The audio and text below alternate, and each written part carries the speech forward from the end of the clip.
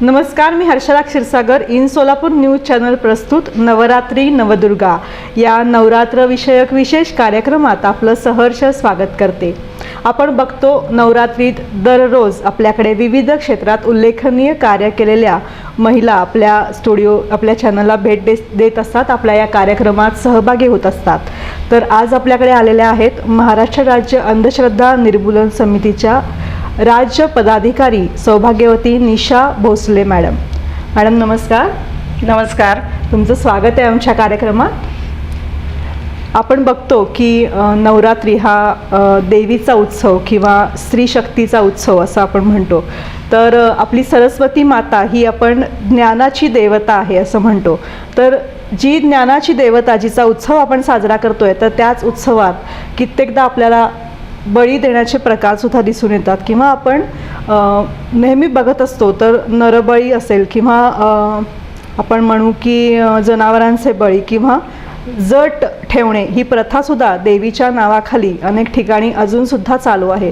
तर या सगळ्या ज्या आपल्या कुप्रथा आहेत किंवा अंधश्रद्धा आहेत त्यांच्या विरुद्ध लढा देण्याचं काम अंधश्रद्धा निर्मूलन समिती गेली अनेक वर्ष अखंडपणे करते। तर आपण निशा मॅडमकडून हे सोलापुरातलं काम कसं चालतं आणि त्यांची कारकीर्द इथली कशी सुरू झाली हे सगळंच जाणून घेऊया। मॅडम, पहिल्यांदा असं विचारते की अंधश्रद्धा निर्मूलन समितीचं हे एवढं छान काम आहे, प्रवाहाविरुद्ध वेगळं काम आहे, त्यामुळं त्याला झुंजही बरीच जावी लागते। तर या वेगळ्या प्रवाहाकडे कशा तुम्ही वळलात किंवा तुमचं माहेर कुठलं? सोलापूरच्याच तुम्ही मूळच्या आहात का? अर्थात मी सोलापूर जिल्ह्यातलीच आहे। माढा जवळ एक छोटंसं खेडगाव आहे, ते माझं माहेर आहे।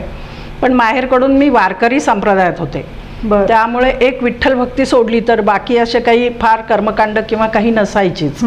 आणि लहानपणापासूनच माझा स्वभाव मुळात चिकित्सक असल्यामुळे प्रत्येक गोष्ट पडताळून पाहायची, हे असं होऊ शकतं का याला प्रश्न विचारायचे, हा जो स्वभाव होता। आणि वाचन, लहानपणापासून वाचनाचीही प्रचंड आवड होती, त्यामुळे बरंच म्हणजे माझी ज्ञानात भर पडत गेली। आणि लग्नानंतर मात्र दुग्ध शर्करा योग असं जर आपण म्हणतो तसं मला झालं, कारण मी ज्या घरामध्ये आले ते पूर्ण रॅशनॅलिस्ट कुटुंब होतं। त्यांच्या घरात 4 पिढ्यापासून कुठलंही देवघर किंवा काही नव्हतं। माणसामध्ये देव मांडणारी ती माणसं होती। आणि त्यांच्या घरात आल्यामुळे इथे तर मग मला कुठलंच काही कर्मकांड किंवा काही करावं लागतच नव्हतं। तसं ते म्हणाले की तुला जर काही करायचं असेल तर तू करू शकतेस तसं, पण मी मुळातच फारशी तशी नव्हते। पण अंधश्रद्धेकडे वळण्यापाठीमागे एक मजेशीर कारण घडलं, ते म्हणजे 1995 साली 21 सप्टेंबरला, तुम्हाला माहीत नसेल कदाचित, तुम्ही तेव्हा लहान असाल, पण तेव्हा गणपती दूध प्याला आपल्या देशातला, हे ऐकून असाल तुम्ही। आणि त्यावेळेला एक गंमत आणि क्युरियोसिटी म्हणून मी भारती विद्यापीठामध्ये पत्रकारितेचा कोर्स सुरू केला होता। आणि सकाळी तिथे क्लासमध्ये गेल्यानंतर आम्ही काहीतरी एक 22 जण होतो, आणि त्यामध्ये सगळेजण म्हणायला लागले की अरे आज गणपतीने दूध पिलं। मग काही जणांनी सांगितलं आमच्या पण पिलं, मग ह्या मंदिरातल्या त्या मंदिरातल्या, एवढी चर्चा व्हायला लागली। मी ऐकून घेतलं, कारण मी बातम्या ऐकल्या नव्हत्या। मी त्यांना म्हटलं की नेमकं काय झालंय नीट सांगा। तर म्हणे आपल्या देशातले गणपती दूध प्यायला लागले। तर मी म्हटलं अरे गणपती म्हणजे काय? तर म्हणे मूर्ती दूध प्यायला लागले। म्हटलं अरे कसं शक्य आहे ते? असं होणं शक्य नाहीये, कारण मूर्ती धातूच्या असतात। तिथे एक वेळ मातीची मूर्ती असेल तर ती थोडंसं तरी त्याच्यामध्ये केसाकर्षणाने जाईल दूध, पण इतर कुठेच जाणार नाही। तुम्ही हे कसं काय असं म्हणू शकता? मला वाटत नाही यामध्ये काही तथ्य आहे, कुणीतरी उठवलेली मोठी अफवा आहे। आणि मग दुपारी 12 वाजता क्लास संपल्यावर घरी गेल्यावर मी अस्वस्थ होते, टीव्ही लावला आणि मला वाटलं की याबद्दल कुणीतरी असं स्पष्टीकरण दिलं पाहिजे की हे खरं नाहीये। आणि मग बराच वेळ वाट पाहिली आणि मग थोड्या वेळाने बघितलं टीव्ही लावल्यानंतर, तर डॉक्टर नरेंद्र दाभोळकर साताऱ्यातून त्याच्यावरती बाईट देत होते आणि ते प्रयोग करून दाखवत होते की हे केशाकर्षण आहे आणि असं कुठलीही मूर्ती दूध पित नाही। आणि त्यावेळेला त्यांनी ते म्हणजे सांगितलं सगळीकडे, आणि मला एकदम वाटलं अरे म्हणजे कुणीतरी आहे की इतकं हे जे काही पसरवतंय त्याला स्पष्टीकरण देणारं, सायंटिफिक रिझन सांगणारं कुणीतरी आहे। थोड्या वेळाने आपले मुख्यमंत्री बाहेर आले, जोशी होते साहेब तेव्हा मुख्यमंत्री, त्यांनी सांगितलं माझ्या गणपतीने अर्धी वाटी दूध प्यालं म्हणून। आणि त्यानंतर उपमुख्यमंत्री मुंडे साहेब होते, ते म्हणाले माझ्या गणपतीने दूध नाही पिलं। इथे पण एक मला थोडासा दिलासा वाटला की चला म्हणजे अगदीच काही वरच्या स्तरातून सुद्धा ह्याचं अनुकरण केलं जात नाहीये किंवा त्याला सपोर्ट नाही दिला जात. आणि मग हळूहळू त्या अफवा कशा होत्या किंवा कुणी काय केलं हे म्हटलं आणि मग मी शोध घ्यायला सुरुवात केली की हे डॉक्टर नरेंद्र दाभोळकर कोण आहेत आणि ते काय करतात आणि हे किती छान आहे, ज्याच्यामुळे मी दिवसभर अस्वस्थ होते, मला सांगावंसं वाटत होतं पण माझ्याकडे काही नव्हतं आणि त्यांनी ते सांगितलं. आणि मग मी त्याचा शोध घेतला तर अनायसा सोलापूरमध्ये त्यावेळची टीम चांगली काम करत होती आणि मग तिकडं मी जॉईन झाले. आता मला जवळजवळ 26-27 वर्ष झालं महाराष्ट्र अंधश्रद्धा निर्मूलन समितीमध्ये मी काम करते. सर्व पातळ्यांवरती काम केलं, सर्व पदांवरती काम केलं. आणि डॉक्टर दाभोळकर असं म्हणायचे की तुम्हाला आनंद मिळेल तोपर्यंत तुम्ही काम करा. आजही अनिष्ट काम करताना माझा आनंद तसूभरही कमी झालेला नाही, त्यामुळे मी हे काम करणार आणि ते शेवटच्या श्वासापर्यंत करणार हा माझा निर्धार आहे. मनापासून काम करताय त्याच्यामुळे तो आनंद कधीच कमी नाही होणार. नक्की. आणि समाजाच्या उपयोगाचं काम आहे. आपल्याला जे वाटतं ना ते आपण म्हणत असतो की काय लोक बाबा बुवाकडे जातात, पण त्याला कारण आहेत, ते अगतिक असतात. बऱ्याचदा अज्ञान, अगतिकता आणि माणसाला एक अज्ञाताची भीती असते. म्हणजे तो अपघात असेल, रोगराई असेल किंवा काही असेल, आणि मग कुणीतरी दिलासा देणारं पटकन पाहिजे असतं त्यावेळेला, आणि म्हणून मग इकडे जातात. त्यामुळे अंधश्रद्धा निर्मूलन समितीचं एक वाक्य असं डॉक्टर दाभोळकर नेहमी म्हणायचे की हे काम करत असताना उपहासापेक्षा आपुलकीची गरज आहे आणि क्रोधापेक्षा करुणेची गरज आहे. म्हणजे तुम्ही क्रोध नका करू त्या लोकांचा, त्यांच्यावरती रागराग करू नका की तुम्ही हे काम करताय, तर त्यांच्यावरती तुम्ही प्रेमाची हे दाखवा, आपुलकी दाखवा आणि मग त्यांचे प्रश्न समजावून घ्या. आणि या पद्धतीनेच महाराष्ट्र अंधश्रद्धा निर्मूलन समितीच्या महाराष्ट्रभर जवळजवळ 300 शाखा आणि 10,000पेक्षा सुद्धा अधिक कार्यकर्ते अत्यंत जोमाने आणि प्रत्येक क्षेत्रामध्ये काम करतात. सोलापुरात अंधश्रद्धा कितपत आहे असं, म्हणजे तुम्हाला आतापर्यंत बरेचसे अनुभव आले असतील, तर त्यातले आमच्याबरोबर चांगले वाईट तुम्हाला कसे हे होत आहेत तसे दोन्ही शेअर करा मॅडम. तर काहींचं काय म्हणणं असतं की शहरामध्ये अंधश्रद्धा नसतात, त्या खेड्यातच असतात, किंवा शिकलेल्या लोकांमध्ये नसतात, त्या कमी शिकलेल्या अशिक्षित लोकांमध्येच असतात. तर असं काहीही नाहीये.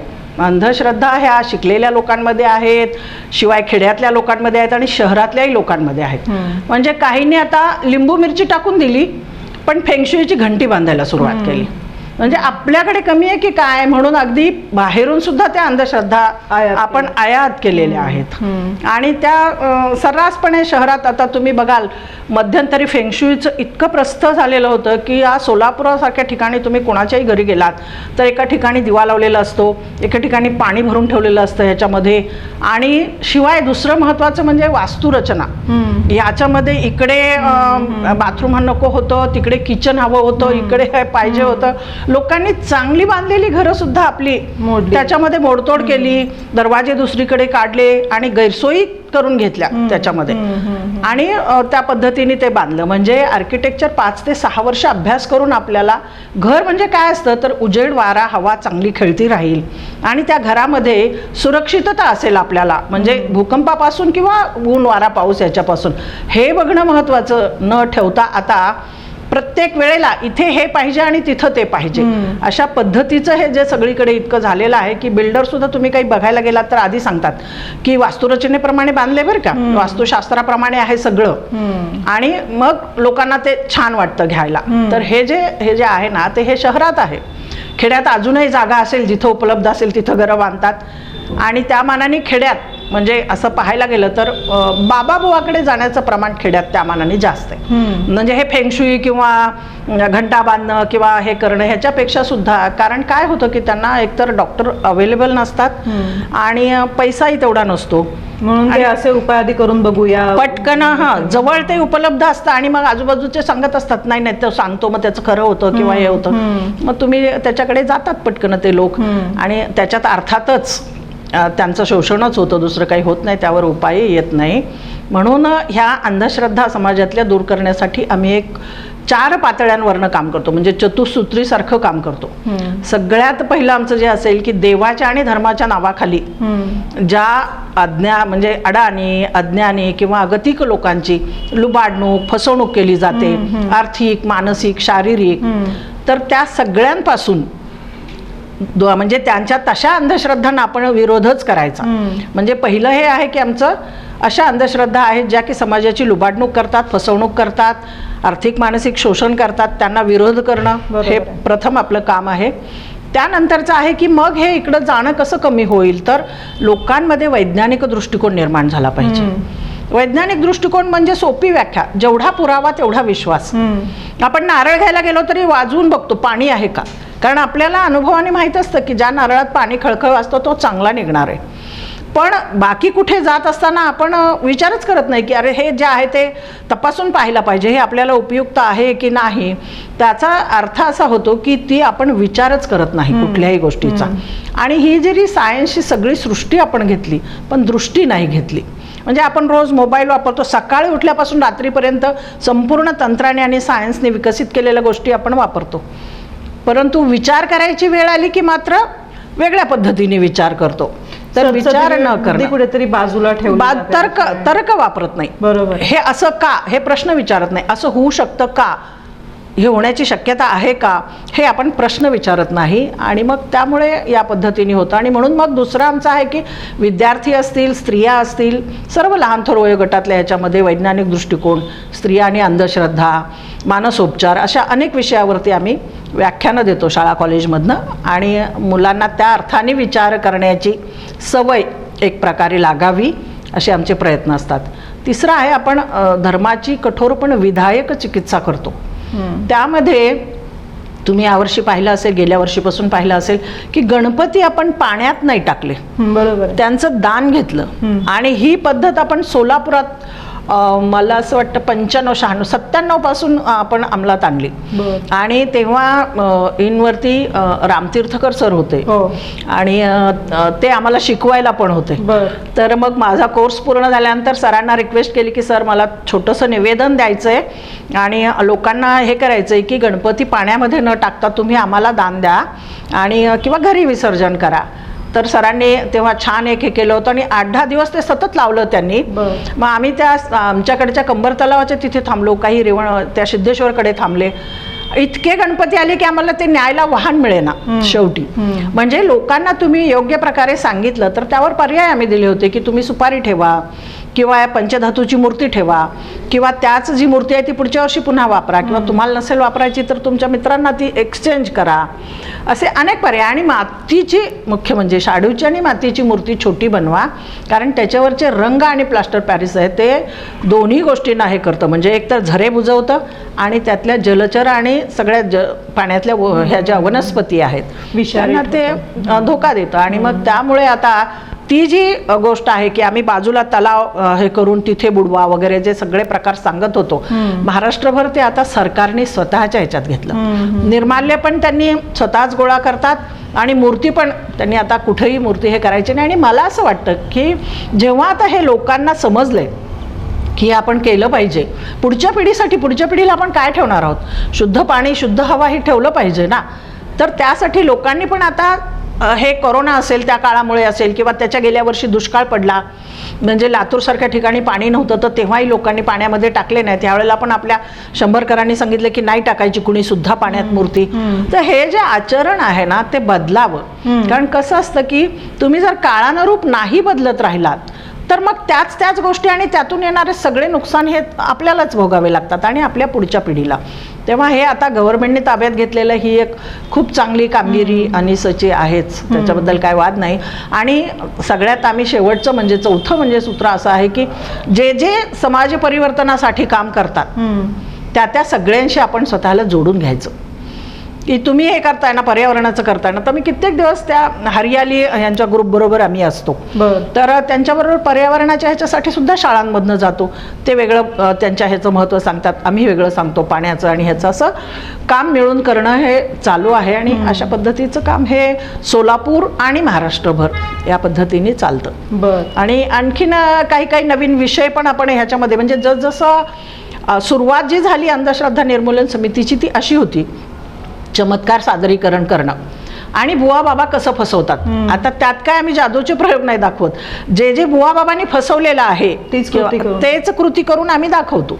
आणि ते आजही त्याला मागणी असते आणि आजही त्या पद्धतीचा कार्यक्रम आम्ही घेतोच तसा, शाळांमधनं, कॉलेजमधनं किंवा जाहीर असेल, गावात असेल, कुठेही असेल, तर तो कार्यक्रम आम्ही घेतोच, त्याच्यात काही वादच नाही. पण त्याच्या पुढे जाऊन मग जसं म्हटलं की आता ह्या अंधश्रद्धांना विरोध करणं, चमत्कार सादरीकरणं, मग वैज्ञानिक दृष्टिकोनाचा प्रचार प्रसार करणं, विज्ञानाची महती त्याच्यामध्ये जे काय असेल ते, आणि काय कसं हे केलं पाहिजे, तपासलं पाहिजे कुठल्याही गोष्टी, किंवा त्याच्यावरती तुम्ही म्हणजे हे करायला नको की एवढी माणसाला बुद्धी आहे इतर प्राण्याच्या तुलनेमध्ये आणि तीच नेमकी आपण वापरत नाही, तर हे चूक आहे. तर हे सांगणं सगळ्यांना, तर या पद्धतीचं जे काम आहे ते पुढे जाऊन आम्ही अनेक समाजातल्या गोष्टी, म्हणजे आता आम्ही एक जोडीदाराची विवेकी निवड म्हणून एक जातीअंताचा लढा देण्यासाठी म्हणून की हा जे जात आहे ती आपल्याच देशातली भयंकरच अंधश्रद्धा आहे मोठी, पण ती अशी सहजासहजी जात नाही. कदाचित ती आंतरजातीय विवाहाने थोडी कमी होईल ह्याच्यानी, आणि बरेच जण तसे विवाह करतात तर त्यांचं सगळं पाहून, म्हणजे वयाचा दाखला, त्यांची सर्टिफिकेट पाहून सगळं, आणि त्यातला दोघांपैकी एखादा कमावणारा असला पाहिजे वगैरे, आम्ही त्यांची लग्नसुद्धा लावून देतो. तशी आता आम्ही एक वेबसाईट पण आमची केलेली आहे. आणि त्याच्या आधी मग आता अलीकडचा आता पुन्हा प्रश्न असा निर्माण व्हायला लागलाय की लग्न झालं की 2-3 वर्षातच लक्षात येतं की, म्हणजे आपण विचारतो की काय मुलबाळ झालं का म्हणेपर्यंत त्यांचा घटस्फोट झालेला असतो. हे प्रमाण फार वाढले. तर त्याचं कारण काय आहे याचा अभ्यास करून ते डॉक्टर नरेंद्र दाभोळकरांनीच तेव्हा सांगितलं होतं की तुम्ही विवाह करण्याच्या पूर्वी काय गोष्टी करायला पाहिजेत. आपण नेमकं पत्रिका पाहतो, ती जुळती आहे का पाहतो, गाडी आहे का बघतो, बंगला आहे का बघतो, घर आहे का बघतो, स्वभाव मिलन. हां, तर ते जे आधी बघायला हवं ते की मी स्वतः मला काय हवं आहे आणि काय नको आहे, मला काय चालेल आणि काय नाही चालणार, तसं त्यांनी पण ठरवावं. आणि मग ते भेटून बोलून आणि हे करून त्याला आम्ही परिचयोत्तर विवाह असं म्हणतो. आणि तो प्रोग्राम आमचा महाराष्ट्रभर खूप कॉलेजच्या मुलांनी उचलून धरला. आणि मग ते सांगायला लागले की तुम्ही आम्हाला सांगून काय उपयोग नाही, आमच्या आईवडिलांना सांगायला पाहिजे. मग आम्ही पालक मेळावा, मुलांसहित पालक मेळावे घेतले. आणि असे म्हणजे आता हा प्रकल्प राबवून आम्ही 4 वर्ष झाली आहेत फक्त, पण आत्तापर्यंत किमान 1000-1500 पालक मेळावे घेतले आम्ही महाराष्ट्रभर, संपूर्ण जिल्ह्यातून. आपल्या सोलापुरात सोलापुरात पण कॉलेजमध्ये आणि ह्याच्यामध्ये जाऊन घेतले. तो एक विषय आता म्हणजे कसं आहे की ज्या ज्या गोष्टीची गरज आहे की नुसतं अंधश्रद्धा म्हणजे बुवा बाबांनाच जाऊन पकडणं असं नाही राहिलं. वास्तुशास्त्र पण तुम्ही आता म्हणालात की अंधश्रद्धा आहे आणि त्याचे अक्षरशः कोर्सेस आहेत, म्हणजे आणि 15-20 वर्षात जी उत्पन्न झालेली ती एक शाखा आहे, ते शास्त्र म्हणायला लागलेत त्याला. पूर्वी त्याचा लवलेशही नव्हता, कधी घरं बांधताना लोकांनी दिशा वगैरे असा कधीच विचार केलेला दिसत नाही. तर अशा खूपशा गोष्टी आहेत ज्या अंधश्रद्धा निर्मूलन त्याच्या विरोधात सध्या चांगलं काम करायला हवं. म्हणजे कारण काय की तुम्ही जर फार विचार केला, जरा जरी विचार केला तरी तुमच्या लक्षात येईल की घर हे दगड, विटा, चुना, सिमेंट याच्याने बांधलं जातं आणि त्याला काही भावना नाही आहेत, ते काय निर्जीव आहे. दक्षिणेकडून राक्षसी शक्ती आणि सगळ्यात काही पुरावे पण म्हणजे पुरावे नसताना सुद्धा शास्त्र नाही. आणि सगळ्यात महत्वाची जी गोष्ट आहे जी अत्यंत धूर्तपणे बाजूला केली जाते ती म्हणजे आपली जी पृथ्वी आहे ती स्वतःभोवती फिरत सूर्याभोवती फिरते. बरोबर. आणि तुम्हाला माहिती आहे की गुरुत्वाकर्षणामुळे आपण सगळे पृथ्वीला चिकटलेलो आहोत. मग जर आता समजा प्लेननी गाडीने तिकडं तोंड केलं तरी आपली खुर्ची जागेवरच असते, वळली ती गाडी तरी सुद्धा आपण जागेवरच असतो, आपली कार वळवली तरी आपण जागेवरच असतो. म्हणजे याचा अर्थ काय होतो की तुम्ही पृथ्वी जशी फिरेल तशी तुम्ही अनेक राशीतून जाता, अनेक नक्षत्रातून जाता आणि अनेक दिशातूनही जाता. आणि हे सगळं काल्पनिक आहे, दिशा आणि नक्षत्र आणि हे जे काही आहे ते सुद्धा. तर हे जर साधी गोष्ट आहे की पृथ्वी फिरते तेव्हा आता दक्षिणेकडे असणारा माझा भाग माझ्या घरासहित उत्तरेकडे गेलेला असेल किंवा पूर्वेकडे गेलेला असेल. तर इतकी साधी गोष्ट आहे आणि आम्ही फक्त तेवढंच सांगतो की इतकं साधं आहे. हा विचार करा, हे तर त्रिकालाबाधित सत्य आहे ना की पृथ्वी स्वतःभोवती फिरते आणि ती सूर्याभोवती फिरते. खरंय. दैनंदिन जीवनात पण महिलांना आपण अनेकदा बघतो की हे अमुक एक शास्त्र आहे, आज बुधवारी माहेर वाचण्यानी सासरी जाऊ नये, किंवा अक्षरशः म्हणजे मी तर बघितलेलं आहे की दुकानदार सुद्धा माझ्या समोर हळद विकत नाहीत, संध्याकाळी आम्ही हळद देत नाही. ह्या 2-3 दुकानदारांचा मी स्वतः अनुभव घेतला. तर मला वाटलं अरे हा एक व्यापारी म्हणून बसलाय आणि ह्याच्याकडे जर एक गिराईक येतंय तर हा सरळ पैसे किंवा लक्ष्मी नाकारतोय ह्याच्याकडे वस्तू असताना सुद्धा. म्हणजे कितपत यात अंधश्रद्धेचा भाग किती मोठा आहे. तर मग मला तेव्हा वाटलं की अगदी म्हणजे सुशिक्षित माणूस होता तो, तर मग एवढी शास्त्र कामं लोकांमध्ये अजूनही रुजलेली आहेत त्यांच्या ह्याच्यामध्ये. नाही, कारण काय मी म्हटलं ना मगाशीच की अज्ञाताची भीती असते बघ. त्याला ही जी भीती आहे की समजा मी संध्याकाळी हळद विकली आणि उद्या समजा माझ्या याला ओहोटी लागली तर काय, म्हणजे असं झालं तर काय, जे होणार आहे की नाही हे तर आपल्यालाही माहीत नाही. आणि तसंही अनेक गोष्टी आपल्याला माहीतच नसतात. पण मग त्याची भीती घालून इव्हन आमचा तर ज्योतिषांशी पण फार मोठा लढा आहे की ज्योतिष हे शास्त्र आहे असं त्यांनी आता फार मोठं हे केलं. आणि आता तुम्ही बघितलं असेल की इंदिरा गांधी मुक्त विद्यापीठाला तो MA करायला विषय लावला. म्हणजे आधी तुम्ही काहीही ग्रॅज्युएशन करा आणि त्यानंतर पोस्ट ग्रॅज्युएशन तुम्ही ज्योतिषमधनं करा. बरं. आता तुम्ही सांगा की या एका उच्च ह्याच्यावरती गेल्यानंतर तो जर तो आला तर त्याला कुठे म्हणजे काय म्हणायचं, काय करायचं, काय त्यांनी नेमकं. आणि आम्ही कितीदा तरी त्यांना चॅलेंज केलेले आहेत की तुमचं 80% बरोबर असेल तरी सुद्धा आम्ही तुम्हाला मान्य करायला तयार होऊ. पण ते कधी चर्चेला तर समोर सोडा, पण असं खुलेपणाने समोर कुणीही येत नाही. आणि याला आम्ही हजारो पत्र पाठवली आत्तापर्यंत की तुम्ही हे इंदिरा गांधी कॉलेजला की तुम्ही हे नका शिकवू. कारण आधीच आपल्या देशाची परिस्थिती बाहेर अगदी वाईट पद्धतीने म्हणजे कीव येईल आपल्यालाच आपली इतक्या पद्धतीने बाहेर चर्चा चालू असतात. आणि आता तुम्ही घटका पळे मोजणार आणि ते शास्त्र नाही असं म्हटल्यावरती ते म्हणतात की तुम्ही सिद्ध करा.